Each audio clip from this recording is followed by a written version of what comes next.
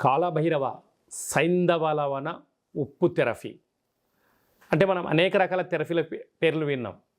కానీ ఈ ఉప్పు థెరపీ అంటే ఏంటి అంటే ఆయుర్వేదంలో సైంధవలవనం రారాజు కనుక ఈ సైంధవలవనాన్ని ఒక స్టీల్ బౌల్లో కానీ లేకపోతే ప్లాస్టిక్ బౌల్లో పోసి ఒక చారడంత ఉప్పును వేసి ఒక నిమ్మబద్దను కట్ చేసి అందులో వేసి గోరువెచ్చని నీటిని ఏర్పాటు చేసుకొని అందులో కాళ్ళు పెట్టడం వలన అంటే నఖశిఖ పర్యంతము అంటే పాదాలు అందులో పెట్టడం వలన పైనుంచి కిందికి కింది నుంచి పైకి రక్త ప్రసరణ చాలా బాగా జరుగుతుందని చెప్పి గమనించాలి.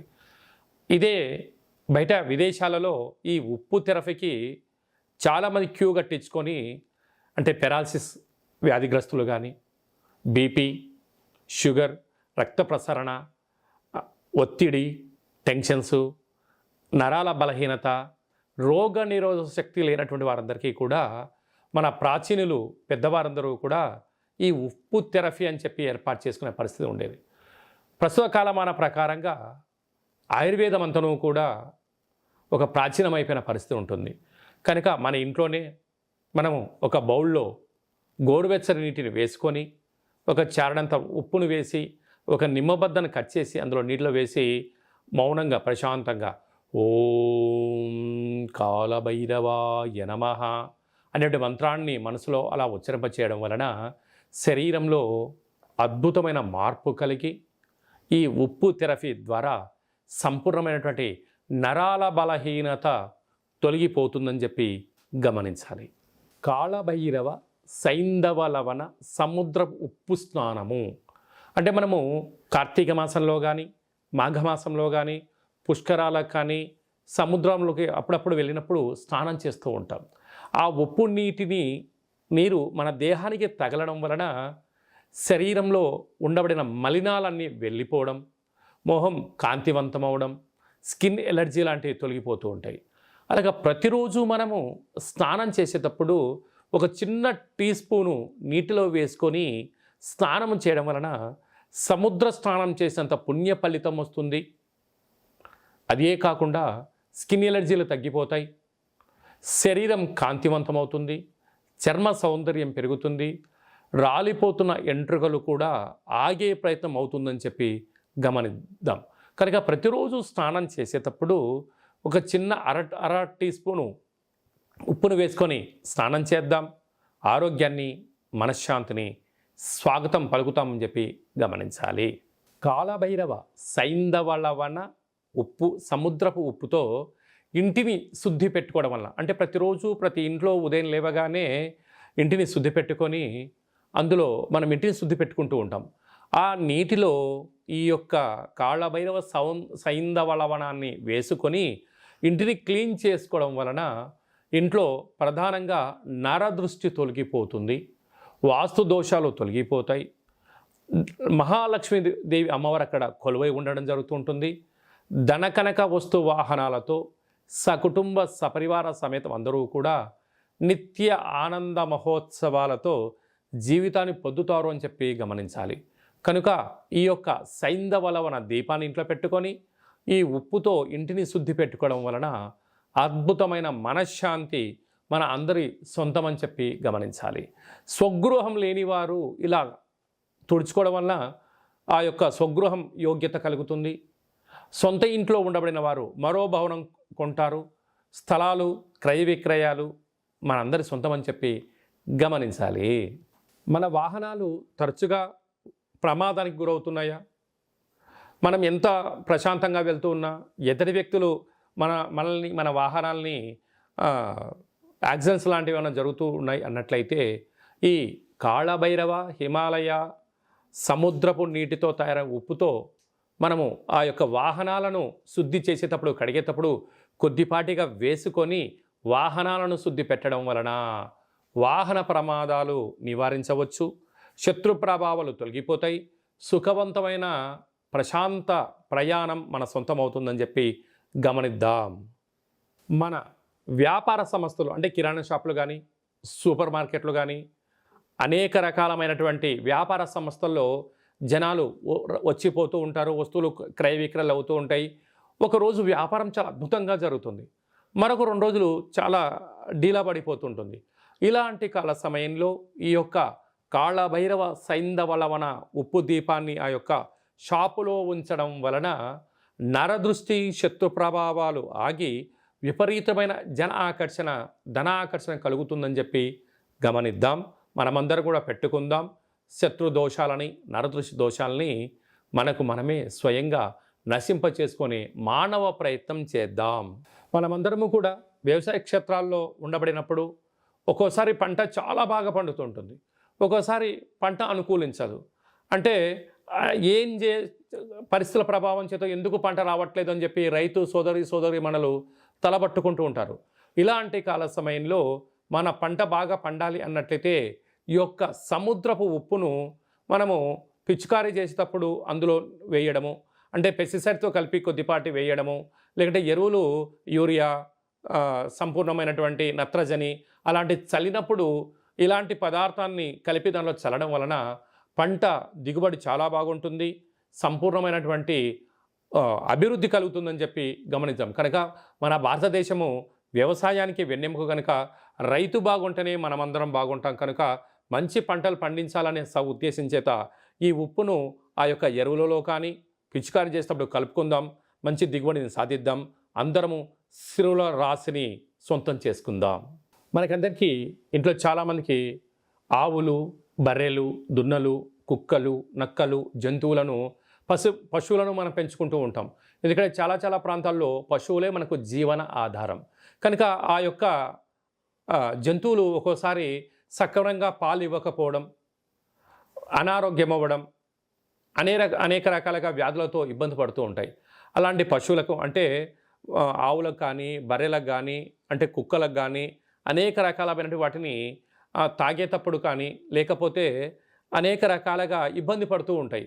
ఇలాంటి కాల సమయంలో ఈ కాళభైరవ సైంధవలవనంతో ఏర్పాటు చేసిన నీటిని వాటితో స్నానం చేయించడం వలన వాటికి ఉండబడిన వ్యాధులు తొలగిపోతాయి, రోగ నిరోధక శక్తి పెరుగుతుంది, మంచి ఆహారం స్వీకరించడము, మంచి పాలు, మంచి ఆరోగ్యాన్ని, మంచి వాతావరణాన్ని కలిగిస్తుందని చెప్పి గమనించాలి. మనమందరము కూడా ఉదయం లేచిన తర్వాత రాత్రి వరకు ఇంట్లో భోజనం అనుకూలంగా లేనప్పుడు, కుదరినప్పుడు ఏం చేస్తుంటాం, బయట హోటల్లో భోజనం చేస్తూ ఉంటాం. ఆ హోటల్ యజమానులు చాలా శుచిగా, శుభ్రంగా అన్ని ఏర్పాటు చేసి భోజనాలు ఏర్పాటు చేస్తూ ఉంటారు. కానీ ఒక వారం వారి యొక్క వ్యాపారం చాలా బాగుంటుంది, మరొక వ్యాపారం వచ్చే లోపల ఆ రోజు వండినటువంటి పదార్థము అమ్ముడు పోకపోవడము, జనాలు రాకపోవడం, విలవిలలాడుతూ ఉంటారు. అలాంటి కాల సమయంలో హోటల్ వ్యాపారం అంటే హోటల్ ఎక్కువ శాతంగా నీటితో కూడుకున్నటువంటి, ఉప్పుతో కూడుకున్నటువంటి పదార్థాలతోనే రుచులు అవుతూ ఉంటాయి. కనుక అలాంటి హోటల్ వ్యాపారాలు సక్రమంగా మంచి జనాలు వచ్చి ఆ యొక్క నలభీమ పాకంలాగా ఉండగలగాలి అన్నట్లయితే ఈ యొక్క ఉప్పును ఒక గ్లాసులో పోసి ఆ టేబుల్ మీద పెట్టి సాయం సంధ్య కాగానే ఈ నీటితో ఆ ప్రాంతాన్ని క్లీనింగ్ చేయించడం వలన ఆ హోటల్లో విపరీతమైనటువంటి వంట పాకశాస్త్రము మంచిగా రుచిగా ఉండడం, అనేక మంది వచ్చి తినడం, అనేక మంది వచ్చి ఆస్వాదించడం, ఈ యొక్క హోటల్ యొక్క రుచి శుచి గురించి 10 మందికి చెప్పి జనపలు తండోపతండాలుగా వచ్చి హోటల్ వ్యాపారాలు బాగుంటాయని చెప్పి గమనిద్దాం. మనమందరం ఈ యొక్క ఉప్పు నీటినితో శుద్ధి పెట్టుకుందాం. మనకు చాలా ప్రాంతాల్లో ఫ్యాక్టరీలు, కర్మాగారాలు, అనేక రకాలమైన పెద్ద ఆఫీసులు, వ్యవహారాలు అద్భుతంగా ప్రారంభించడం, కొంతకాలం సజావుగా సాగడం, కొంతకాలం అయ్యేసరికి రుణ సమస్యలు, శత్రు సమస్యలు పెరిగిపోవడం, అంతవరకు కలకలలాడుతున్నటువంటి ఆఫీసులు అనేక రకాలుగా ఇబ్బందికి గురవుతుంటుంది. అంటే కొందరు పాదాలు మోపినప్పుడు కానీ, కొందరి యొక్క చూపులు పడినప్పుడు కానీ, కొందరి యొక్క మాటలు ఆ యొక్క దాంట్లో ఆ శబ్దధ్వని వలన ఆనందమంతా కనుమరుగైపోతున్న పరిస్థితి చాలా చూస్తూ ఉంటాం. అంటే దివాలా తీయడం చూస్తూ ఉంటాం. అలాంటి ఫ్యాక్టరీలు కానీ, కర్మాగారాలు కానీ, ఆఫీసులో కానీ ఇలాంటి కాళభైరవ స్వామి వారి యొక్క హిమాలయ సైంధవలవన దీపం పెట్టడం, అక్కడ క్లీనింగ్ చేయించడం వలన పూర్వపు వైభోగం మన అందరి సొంతమని చెప్పి గమనించాలి. మన ఇళ్ళలో చాలా వరకు పెద్దవారు కానీ, మధ్య వయసు వారు కానీ వాహన ప్రమాదానికి గురవ్వడం కానీ, అకస్మాత్తుగా కాలు చేయి లాంటివి విరగడం కానీ, పెరాలసిస్ లాంటి వ్యాధులు వచ్చి దీర్ఘకాలికమైన వ్యాధులతో బాధపడడం, అనేక రోజులుగా ఇంట్లో బెడ్ రీడ్ అవ్వడం, హాస్పిటల్ పాలవడం, ఎప్పుడు ఏం జరుగుతుందో అనేటువంటి బాధతో చాలామంది విలవిలలాడుతూ ఉంటారు. ఇలాంటి వారందరూ కూడా ఈ యొక్క ఉప్పుతో దీపం పెట్టుకోవడం, ఆ ఉప్పు నీటితో ఒక బట్టలో తడిబట్ట పెట్టి వీరికి శుభ్రత చేయడం వలన శని యొక్క ప్రభావం తొలగి ప్రశాంతత కలిగి రోగ నిరోధక శక్తి పెరిగి వారు వ్యాధుల నుంచి బయటపడి సంపూర్ణ ఆరోగ్యవంతులు అవుతారని చెప్పి గమనించాలి. ఈ మధ్యకాలంలో తరచూ మనం బాగా వింటున్న మాట నిద్ర లేనితనం. అంటే ఈ స్మార్ట్ ఫోన్లు వచ్చిన తర్వాత, ఈ 4Gలు 5Gలు వచ్చిన తర్వాత ఇంటర్నెట్ ప్రపంచంలో మన జీవితం మమేకమైపోయింది. కనుక భోజనం చేసిన తర్వాత కాసేపు అలా రిలాక్స్ అవుదాం అనుకుంటున్న సమయంలో ఫోన్ రావడమో, ఒక వాట్సాప్ రావడమో, లేదంటే ఫేస్బుక్కు ఒక నోటిఫికేషన్ రావడమో చేత అదేందో చూద్దామని ఒక్కసారి వెళ్ళామా, ఆ ఇంటర్నెట్ అన్న మాయలో పడి క్షణాలు, నిమిషాలు, గంటల తరబడి మనం అందులో మునిగి తేలిపోతూ ఉంటాం. అప్పుడు ఒకసారి చూస్తే ఎంతో అర్ధరాత్రి అయిపోయి ఉంటుంది. ఉదయం లేచేసరికి సక్రమైనటువంటి నిద్ర లేని పరిస్థితి ఉంటుంది. కనుక ఫోన్లు వాడుతున్న ప్రతి ఒక్కరూ కూడా దయచేసి ఈ యొక్క సైంధవ లవణంతో ఉప్పుతో స్నానం చేయండి. అలాగనే ఇంటిని శుద్ధి పెట్టండి. అలాగనే ఫోన్ని పడుకునే కాల సమయంలో కనీసం 3 అడుగుల దూరం ఉంచే ప్రయత్నం చేయండి. అప్పుడు రేడియేషన్ పవర్ తగ్గి సంపూర్ణమైన మనశ్శాంతితో నిద్రను కలిగి 90% వ్యాధులు నిద్రలేని దాంతోనే వస్తున్నాయి. కనుక మంచి నిద్రపోదాం, వ్యాధులను దూరం చేసుకుందాం, సైంధవ లవణాన్ని వాడదాం. మనం చాలామంది ఒక ప్రాంతం నుంచి మరో ప్రాంతానికి వెళ్ళినా, లేదంటే కూల్ డ్రింక్స్ లాంటివి ఏమైనా తాగినా ఇమీడియట్లీగా మనకు వచ్చేటువంటి మార్పు జలుబు సమస్య.